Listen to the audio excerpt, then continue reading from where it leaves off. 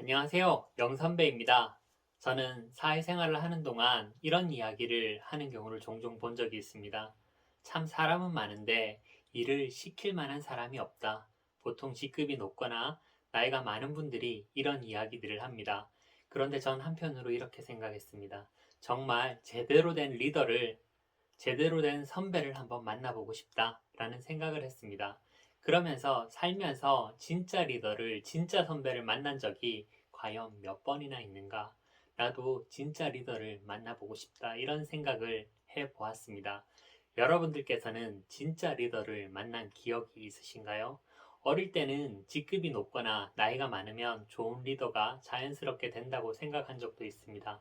그래도 저 정도 위치면 어느 정도 리더십과 인성과 실력 그리고 책임감이 있겠지라는 생각을 한 적도 있습니다. 그런데 사회생활을 하면서 많은 사람들을 만나고 경험하면서 꼭 그렇지 않다라는 생각이 들었습니다. 리더십이란 뭘까요? 사실 리더십을 정의하기는 참 어렵습니다. 그리고 좋은 리더십이라는 것은 더 정의하기 어려운 듯합니다. 경영학 책을 보면 무엇이 좋은 리더를 만드는가에 대한 탐구는 지난 몇 세기에 걸쳐 지속적으로 연구 중이며 그럼에도 불구하고 결정적인 답은 없다라는 것을 책에서 본 적이 있습니다.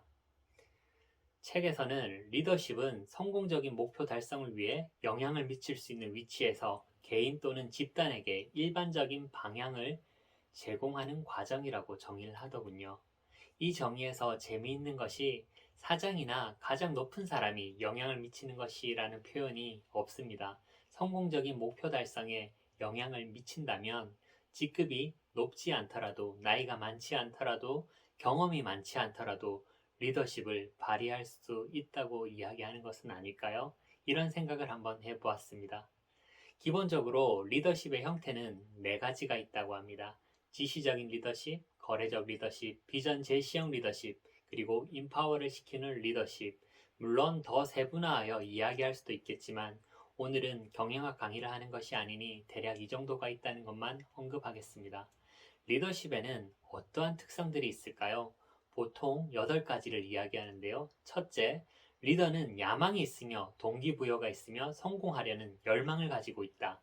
둘째, 리더는 다른 사람들을 이끌고 영향을 미치고 권력을 획득하려는 강한 욕망에 동기가 부여된다.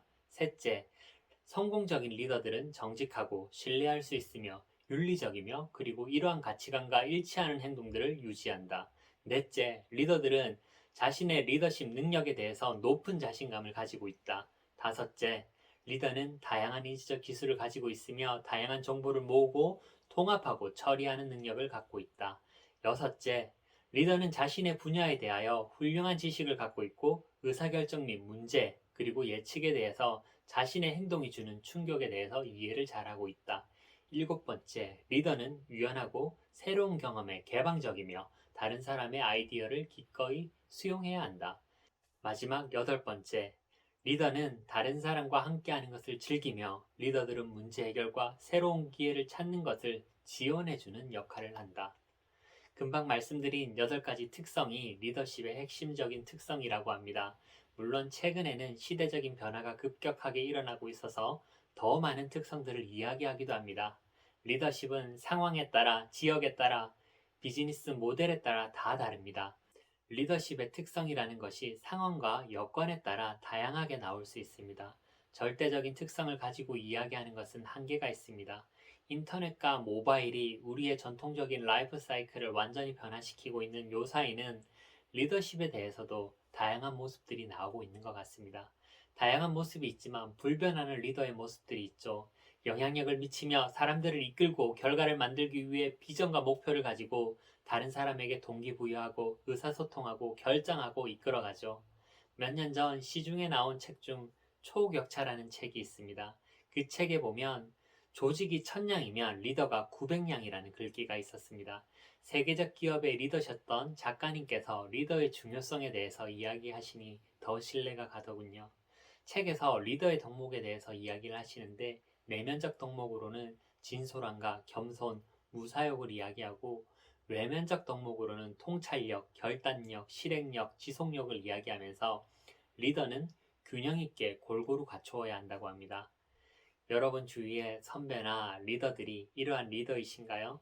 리더는 차별화된 가치를 창출하는 사람입니다. 최악의 리더는 미래를 망치는 사람입니다. 우리는 사실 시간을 두고 겪어보면 결국 알 수 있습니다. 이 사람이 진짜 리더인지 아니면 관리자인지 아니면 시간만 때우는 사람인지 이 사람이 실력이 있는지 실력이 없는지 말은 하지 않지만 다 알고 있죠. 보통 위대한 리더들은 부패하지 않습니다. 부패하지 않기 때문에 적재적소에 인재를 배치할 수 있겠죠. 실력과 객관적으로 판단하여 공정한 처리들을 할 겁니다. 공정함이 있는 곳에는 협업과 팀플레이가 가능하겠죠. 협업과 팀플레이가 가능한 곳에는 끊임없는 변화와 혁신이 발생할 것입니다. 이 이야기를 현대 조직으로 조금 풀어서 이야기하면 R&R을 명확하게 세우고 적임자를 배치하여 인덱스로 관리 평가한다는 이야기입니다. 원칙을 세우고 시스템으로 이를 관리하고 변화에는 유연하게 대처해야 합니다. 쓸데없는 일을 하지 않기 때문에 효율적으로 시간을 관리하고 자신을 포함하여 함께하는 사람들의 시간도 효과적으로 사용하게 됩니다. 효과적, 효율적으로 사용한다는 것은 실력이 있다는 것이겠죠. 그러니 무지막지한 시간 투자가 아니라 주어진 시간 안에 성과를 만들어내겠죠. 성과를 만들어낸다는 것은 작은 성공의 스토리들이 쌓여간다는 겁니다. 그리고 쌓여간 성공의 스토리들은 조직 전체의 실력과 성과를 향상시키고 조직의 미래를 만들어 갈 것입니다. 쓸데없는 시간을 줄이는 것이 얼마나 중요하냐 하면 여유를 가지게 합니다. 그 여유는 생각의 깊이를 가져다 주며 좋은 의사결정을 할 수 있게 해줍니다.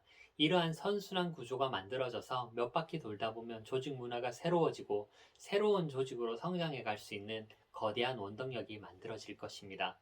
여러분 주위에 좋은 리더가 있습니까? 혹시나 없으신가요? 그렇다면 여러분께서 좋은 리더가 되면 어떨까요? 요즘은 실력과 인성 그리고 비전과 목표뿐이 아니라 지나온 과거의 히스토리도 중요합니다. 삶에는 흔적이 남습니다. 오늘 여러분이 좋은 리더, 좋은 인성과 실력을 갖춘 전문가가 되기 위해 흔적을 남기는 멋진 하루가 되시길 바랍니다. 영선배의 핵꿀팁 오늘은 여기서 마치겠습니다. 감사합니다.